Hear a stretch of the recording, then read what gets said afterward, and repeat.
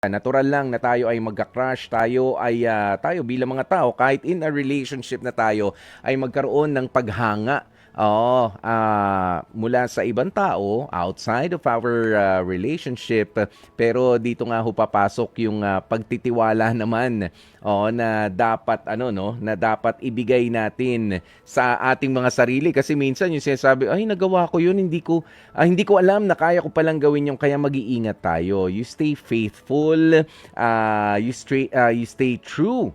Yan sa pinangakuan mo ng pagmamahal mo. O, at kapag ka ganitong dumarating yung mga pagkakataon na sa trabaho, o kaya naman sa eskwela, o napapalapit ka na doon sa taong gusto mo, o may gusto mo, hindi naman sa killjoy tayo, o kumbaga, pag-isipan natin maigi ang mga susunod nating hakbang.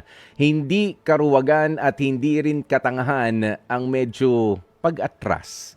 Kung sakasakali at ikaw ay kinikilig na sa ibang tao, kahit na alam mo na ikaw ay in a relationship na. Dahil dyan sa mga crush-crush na yan, dyan sa mga kinikilig ako sa kanya na mga pakiramdam, nag-uumpisa ang ating malakihang pagkadarang sa apoy ng pag-ibig. Ha? Iingatan po natin yan. Huwag tayong mahuhulog dun sa tukso. Alam mo na medyo delikado, baka ma-fall ako sa'yo. Layo ka na. Layo ka na. Bilang respeto naman doon sa karelasyon mo. Or kung ayaw mo nang lumayo, this is it. Talagang mag-ano na tayo dito, no?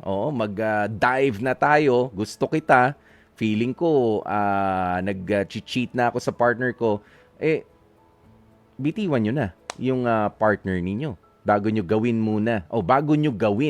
yung mga gusto nyong gawin sa buhay na hindi nakasama yung boyfriend o yung girlfriend ninyo.